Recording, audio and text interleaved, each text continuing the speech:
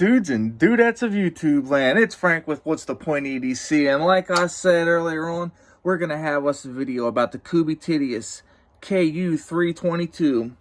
Oh, hells to the yeah. This knife is for sure one heck of a tough knife. It's not only is it tough, but it's sturdy, it's ergonomic, it's slicey, it's pokey, it's extremely fidgety. I mean, look at this. I mean, whoa, hold on. Let me just show you guys something real quick. So for everybody who doesn't know about the Kubey Tityus, check this out. Look at that. Thumb rolling. Look at that action. There's the middle finger flick. Here's the pointer finger flick. I mean, how else do you want it? Well, we can flip it like this and drop it down like that. You can literally get it however you want it. And the action on this thing is incredible. Check it out. Look at this. Sometimes I'll do it like this and just shut it like that. Yes. Yes. So what we have here is D2 steel with a good choil. I'm thinking about enlarging that choil. And because, I mean, look at it right here. I mean, you can get your finger on there. It's just not quite the best because it's a little sketchy. And if your knife is half sharp, it's definitely sketchy. And these knives come hellaciously sharp. So it's a drop point design. Okay, it's running on bearings with G10 scales and standoffs with a deep carry pocket clip. Liner lock, obviously, with great access to the liner and jimping on the liner itself. The flipper tab is jimped. Check it out. Everything on this knife is literally thought through perfectly. What do you see here? Look at the blade. Look at the plunge grind. Oh, hell yeah. Oh, hell yeah. You're not going to get no smiles. You don't get nothing. It's just done right. And for some reason, I think that this, what do you want to call it? A fuller? You want to call this right here a fuller? It's on both sides. It just looks good, doesn't it? This is a thumb ramp, and it's jimped. What isn't... This whole knife is so good. I mean, I hard use demonstrated this, and I went hard on it. When I say I went hard on this thing, I absolutely mean it. I tip tested it. I beat on it, put it through wood. We definitely baton through wood, cut hoses, cut cord, wire. You know, it just did everything that you could think of. Anything that needs to be done can be done with this knife. And if you want a lanyard, put the lanyard on there. You know what I'm saying? Like, Kubey really did a good job with this, but give me 1 second. The whole reason for this video, there was two reasons. One, to give this knife its flowers, because it deserves it. But two, that's such a good knife right here. Now, they have this in a satin finish and multiple color G10, but check this out. Oh, yeah, you see it. That is titanium frame lock with 14C 28M blade steel. See there? Oh, man. I mean, we're talking, but check this out. Here's the best part. Look at the color options. Look at this purple. God damn. Oh, I gotta have this. I have got to have this. I'm getting the purple. I like that purple and that green. And it's $100 freaking bucks. $100 for that. This is the budget option, which is awesome. Like I said to you guys earlier on, this is such a slicey knife, and it's got really good steel for the price. This is D2, okay? Now, I like D2 steel, but I love 14C 28N. And the titanium model with the frame lock is definitely 14C 28N. It's the same knife, but with titanium, a frame lock, and 14C steel. Oh, yeah. Look, everything about this knife is done right. I'm going to give you something here for a size comparison. And then we're actually going to talk about this knife afterward. It's the Best Tech Barracuda. I'm going to do a video on this one too, because I placed this in the same category that I'm placing that Kubey right there. So here's your size. What do you guys think? I have to hold the knives a very awkward way.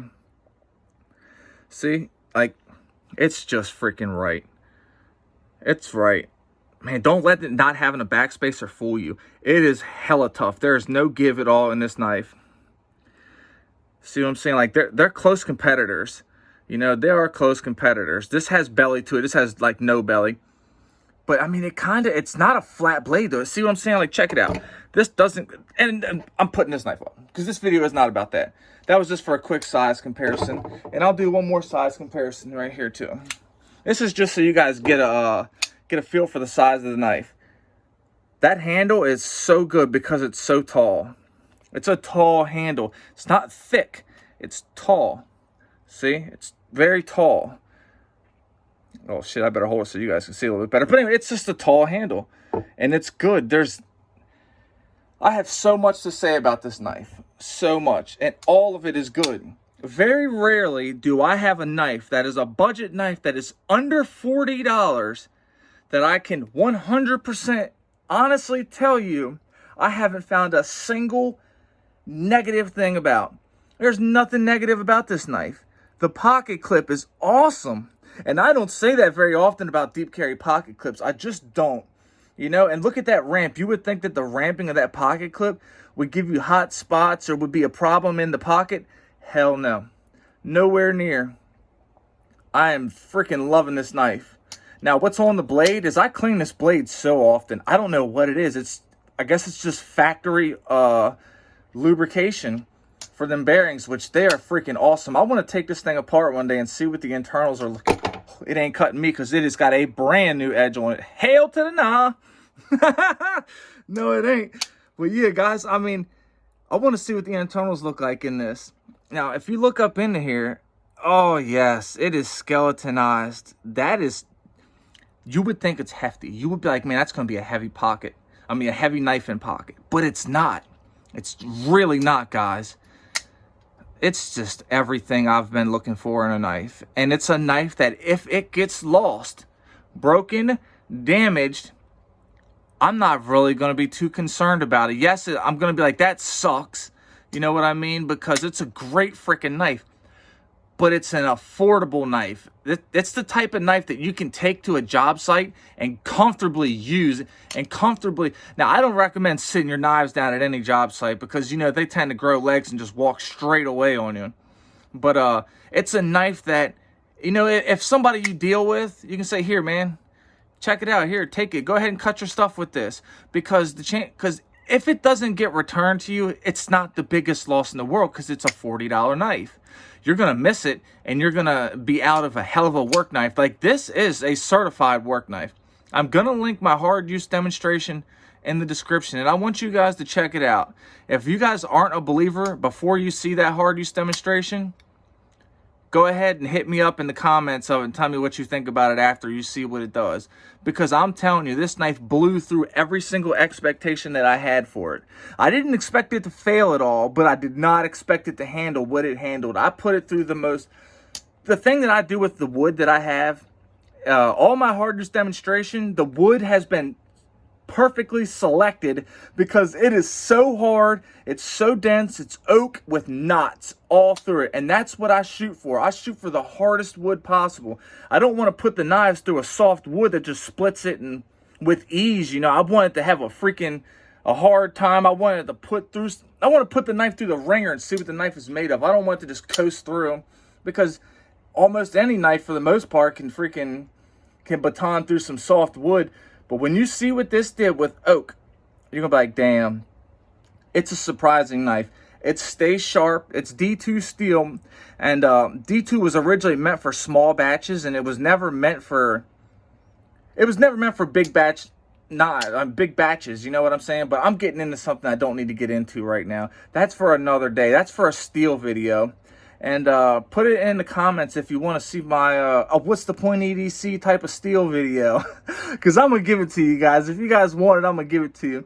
Look, we're 9 minutes in. I like this knife so much. We've been talking for 10 minutes about this knife.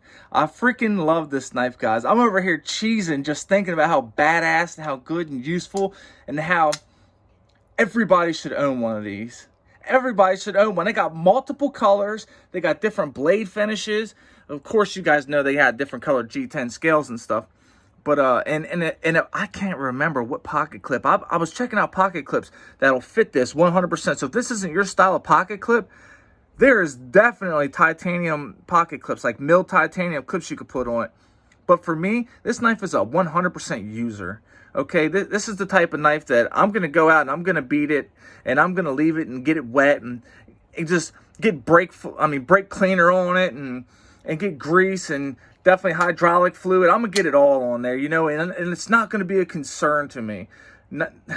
It's just a good freaking knife, guys. Whether you're left-handed, right-handed, or you're freaking multi-handed, this is for you. It really is.